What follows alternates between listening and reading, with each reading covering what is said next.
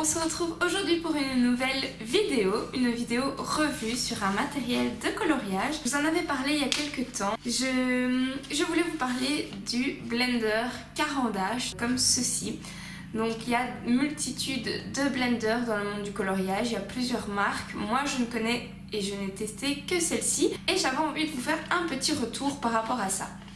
Alors, donc comme vous voyez, j'ai encore l'emballage. Il y en a deux dans cet emballage-ci. Il y en a un que j'ai pas encore utilisé. Il y a celui-ci que j'ai taillé avec mon dalle 133.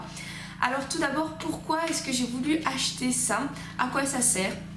Alors moi j'ai voulu acheter un blender pour en fait tout simplement mélanger mes couleurs. Il faut savoir qu'il y a plusieurs techniques pour mélanger les couleurs, hein. Vous n'êtes pas sans savoir qu'on peut utiliser l'essence sans odeur ou le wild spirit, enfin toutes des essences comme ça qui permettent de diluer la couleur. On a aussi des estompages à sec, donc repasser etc. pour pouvoir mélanger les couleurs, essuyer avec un coton, avec un doigt etc. On a aussi le crayon blanc qui permet de bien blender, de bien mélanger les couleurs, de faire des beaux dégradés.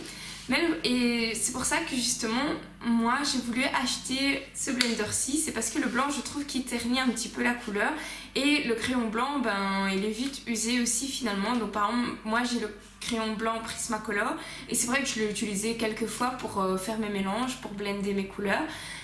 Mais je me rends compte qu'il s'use très très vite et j'avais envie d'une alternative et c'est pour ça que j'ai acheté ceci. Alors, donc comme je vous le montre, il se présente sous forme de bâtonnet. Les miens sont encore en très bon état, mais je pense qu'ils doivent se casser assez facilement, je ne sais pas. Donc il vaut mieux éviter de les faire tomber. Donc comme je vous l'ai dit, ça se taille. Moi ici je l'ai taillé, voilà, on peut le faire plus pointu, moins pointu, c'est comme vous, c'est à votre convenance. Et donc voilà, ça permet vraiment de mélanger tout simplement les couleurs. Alors pour l'instant mon avis il est plutôt mitigé sur ce blender. Il faudrait que j'en teste un autre et ça va se faire très très bientôt. Je vais commander un autre blender pour pouvoir comparer. Mais c'est vrai que celui-ci, donc ses promesses, ce serait de passer à un résultat comme ça. Donc le résultat où on voit le granulé du papier. C'est un résultat qu'on a souvent avec les Prismacolor, ça. Enfin moi personnellement je trouve que j'ai souvent ça. Et d'arriver à quelque chose comme ceci.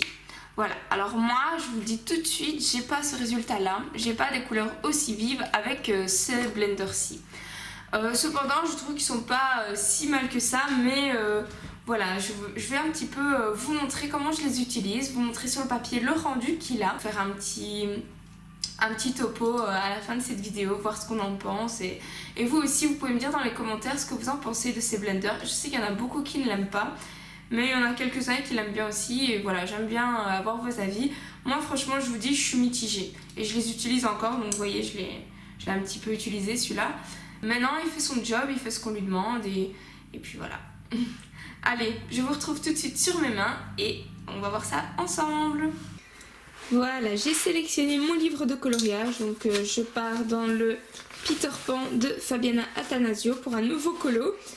Et pour faire ce test, j'ai choisi trois couleurs dans ma gamme de crayons, les Giotto Style Novo. Ce sont les crayons que j'utilise vraiment à fond pour l'instant. Donc c'est pour ça que j'avais envie d'utiliser ces crayons-ci. J'ai sélectionné le orange, celui-ci, le rouge et un rose un peu plus foncé. Voilà. Et donc pour blender, forcément mon petit blender Caran-d'Ache, on va voir ce que ça donne.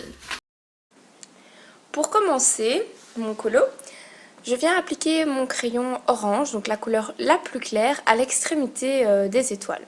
Le but étant de faire un dégradé, donc j'essaie quand même d'appuyer un petit peu plus fort à l'extrémité et je relâche tout doucement la pression de mon crayon au plus je me rapproche du centre de l'étoile. Alors ici, comme je sais que je vais blender, donc avec le blender Caran-d'Ache, je ne m'applique pas pour faire mon colo, donc je ne m'inquiète pas s'il y a des traces, je ne m'inquiète pas si on voit encore le grain du papier, si on voit encore des petites traces blanches, d'ailleurs je crois que ça se voit. Parce qu'en fait, voilà, je viens tout simplement blender et enfin voilà, c'est tout simple. J'applique en fait mon blender sur mon crayon En général, moi ce que je fais c'est que je vais du plus clair vers le plus foncé, mais même si je vais dans ce cas-ci du plus foncé vers le plus clair, ça ne change absolument rien. Ça mélange en fait légèrement les couleurs et ça permet de faire un beau dégradé. Donc on voit quand même que la couleur elle ressort pas mal comparé à ce qu'on avait avant et le dégradé se fait très bien. On voit franchement, on voit pas trop les transitions, c'est vachement sympa. Mais le blender, ça laisse une vraie couche vraiment très épaisse, très grasse au-dessus du crayon. Donc ça peut être un avantage comme un inconvénient. Donc après, pour retoucher, une fois qu'on a passé le blender, c'est impossible. Franchement, une fois que le blender est passé, on ne sait plus vraiment rien faire. Par contre, si on veut passer du pastel sec à l'arrière, eh ben, ça n'accrochera pas du tout tellement que c'est gras. Donc ça peut être vraiment super, vraiment pas mal. Voilà, c'est un avantage.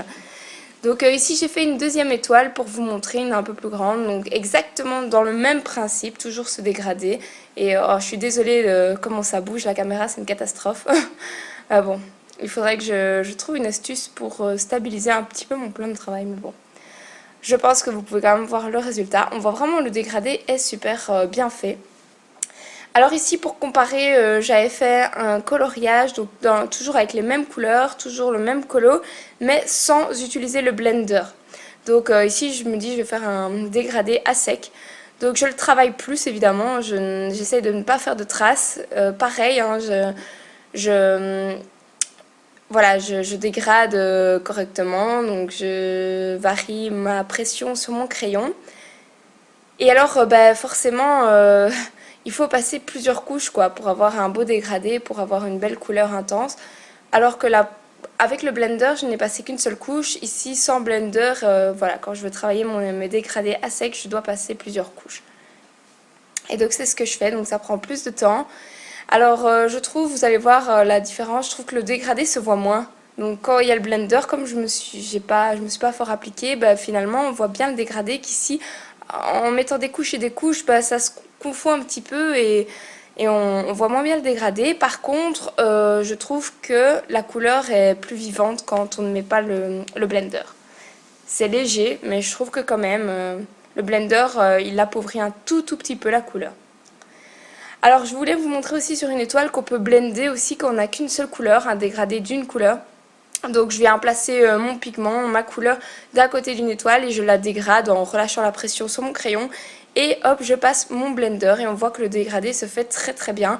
On voit qu'il n'y a aucun souci pour ça, en un passage c'est fait.